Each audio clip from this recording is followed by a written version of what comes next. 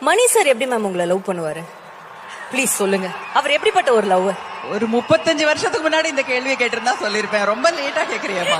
இப்பதானே மேம் என்னால முடிஞ்சது. மணி வந்து ரொம்ப ரொமான்டிக், எல்லாருக்குமே தெரியும். Is absolutely romantic. அவங்க ஹீரோயின்ஸ்லாம் இவ்வளவு அழகா இருக்காங்க, இவ்வளவு சந்தோஷமா இருக்காங்கன்னா அவரோட பர்மனன்ட் ஹீரோயின் நான் எவ்வளவு சந்தோஷமா இருப்பேன். அவர் படத்துல இருக்கிற மாதிரியே எல்லா விதமும் அவர் வாழ்க்கையிலயும் இருக்கு. திருப்பங்கள், சந்தோஷங்கள், கலாட்டா, கேலி, காலையில இருந்து சாயங்காலம் வரைக்கும் கலாட்டா பண்ணிக்கிட்டே இருப்பாரு.